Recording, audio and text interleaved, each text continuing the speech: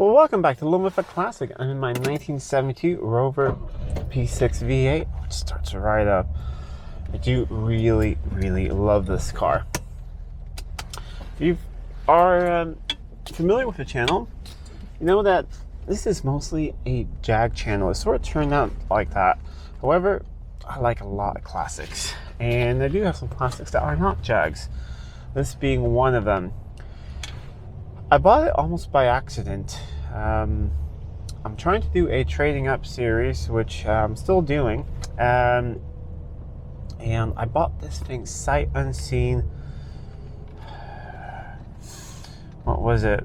I was close to this time last year. It was maybe more like November last year, and during that time I'd never seen it, and then it was snowy and cold and things happened, and I didn't go and see it until January or something. And when I saw it, I was really shocked how nice it was.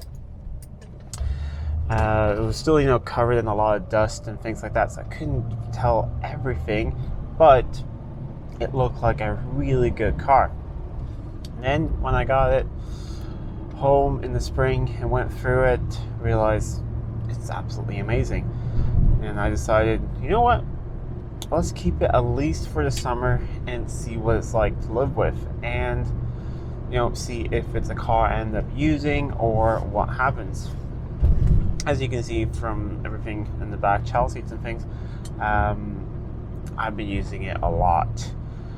It's probably the car I've driven the most this summer, which is saying a lot, because that's usually one of the Jags. But yeah, I just checked the odometer, and I've done about 1,400 kilometers since I started driving this thing in May, which, that's not bad when I've driven 4 different classics during the summer, and I work from home. I never really go anywhere.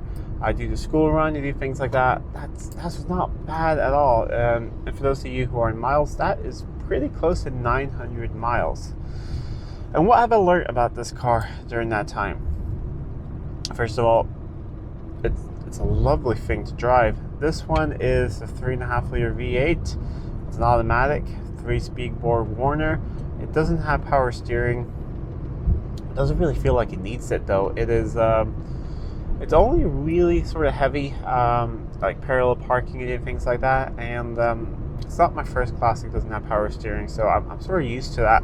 Even though I've driven XJ Jags pretty much only as classics for the past 10 years. I don't know. It works with this car. It's not that heavy, and steering's never been an issue. What I've noticed now the last couple of weeks, when it's starting to get a little bit colder, is the heater is fantastic. Really nice and toasty hot. Everything demists nicely, works well. The wipers are excellent on this car. They have intermittent wipers, which is not something that Jag got until about 1979, and it never got what this thing has, which is the fully adjustable intermittent wipers, which works really well.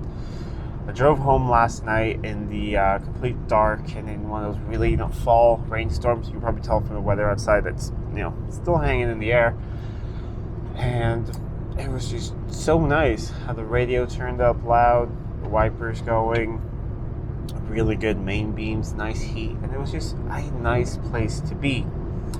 The engine is absolutely lovely. That 3.5 liter Rover V8 is a masterpiece.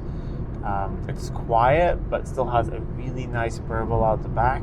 I need to replace the back box on this thing because it has a little bit of a leak, so it's a little bit louder than it's supposed to be, but that's going to be sorted.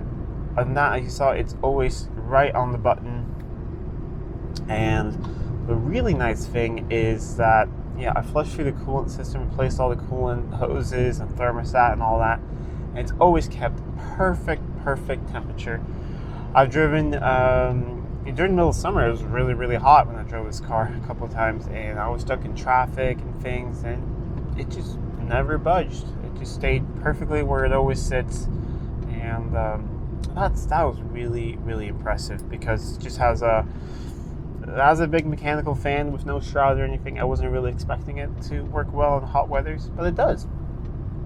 Let me just turn up here. We're almost home. I did the last school run of this thing of the year because I've decided to start putting it away for winter. It's Thursday at the moment, so I'm going to put it away this weekend, give it a nice wash, dry it off, and then it's going to go down in my storage. Also fill up with fuel. I would love to keep on driving it, but it's starting to get quite wet every single day, and even though the car stays perfectly dry and I keep it in my carport or sometimes outside, it is too good of a car to do that with. So I'm going to put it away, and then, you know, maybe around Easter, something, spring like that, we'll take it back out and start enjoying it again, because yeah, I've decided this thing's a keeper. It is it's fantastic. I've driven it so much and I absolutely love it, even though the back seat and everything's a little bit small.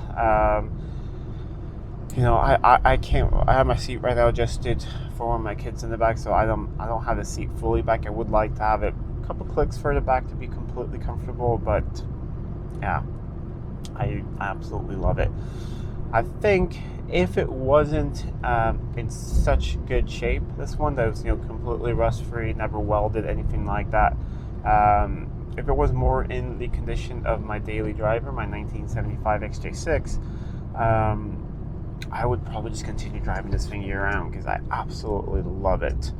But no, this thing is it's such a beautiful thing that we're going to save on it. So what's the plan for the winter? You know, because when I got this thing, it had been sitting for, it was like 12 years, something like that. So I went through all the fluids and everything, and you know, like I said, flushed the coolant system, replaced hoses. Didn't actually have to go through the carbs. They were good. I bought a carb kit, but I thought, you know, let's just start driving it, put some additives in the fuel, and you know, they've actually been fine. So I do want to take them off and just polish them and make them look really nice, the SUs. But no, really, really good stuff. It's just got really, really dark.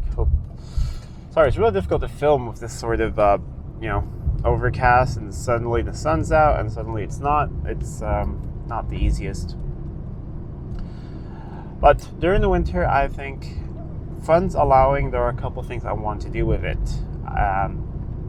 The shock bushings in the back are bad, and all the shocks are original. So I've looked at the bushes, and they're not the cheapest compared to just getting a set of shocks where you get new bushes and everything. So I might treat this thing to a new set of shocks, because that would, you know, there are no clunks or anything like that. It's not actually clunking, but I think that would be really nice. The car has really good handling. I think it would just feel even better with new shocks. It does need new tires. I've driven on them all summer, but the Rover 15 years old, so we're gonna replace those. I've been, you know, I've kept the speed down the whole time, and haven't actually been above like 60 miles an hour or anything. Then of course, just give it another service again. The engine oil was pretty dirty when I picked it up, like most cars I pick up. People use, even though you have classics, you gotta service them. But it has amazing oil pressure and everything like that. So just new clean oil, new wipers. The left one started making a little bit of noise, and yeah, back box. I think those are the things I want to do to it. Transmission has started shifting better and better. You know, we had some issues in the beginning with a block filter. In the beginning, it still did some weird things, like when you downshifted, it would sort of lose drive sometimes, and I was just thinking, okay, we'll just drive it, and if it needs a rebuild, it needs a rebuild. But it suddenly just stopped doing that. So I think I'm going to do another fluid change again, and so maybe we'll do a fluid change every driving season for maybe 2 years or so, and then I think this transmission is fine, because now it shifts great and no issues at all. So just think everything's needed to move, you know, about and get fresh fluid circulating everywhere. So yeah, a little bit of a vlog. I was going to go out and walk around the car a little bit. I think I will do that really quickly when we get there. It started raining again. But yeah, absolutely adore this thing. It will be staying on the channel. You know, it's and when it's got a special place in my heart now, this car. I really do like it. And sort of most importantly, my kids really like it. They love going in it. They call it the Red Rover, and they just really do like it. But winter's coming up now, so it's time for the other dailies to start being used a bit.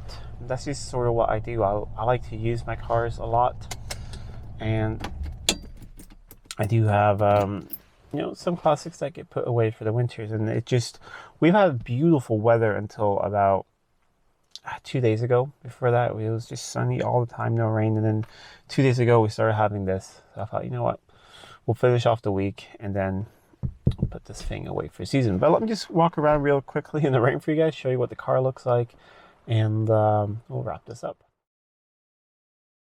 All right, it's raining, so we'll do this quickly, but here it is. The finish in Monza Red. 1972 was the exact year and model I wanted, because you still have that good high compression engine, you still have the nice ET headrests, and you have the newer dash, which I like. But it's starting to rain really bad here. The only cosmetic thing I want to do on it is the clips here. You know, some of you guys have asked about that piece of trim. I have it. I have a couple of them. The thing is, the clips cost like £5, but shipping and everything, it's like £50 or $50 or whatever you want to say. It's around there, 50 euros, which is quite a shame for something that's that cheap. So that's why I want to wait until I'm going to order shocks or the exhaust or something, because then I can just throw them in the order and they won't do anything with shipment.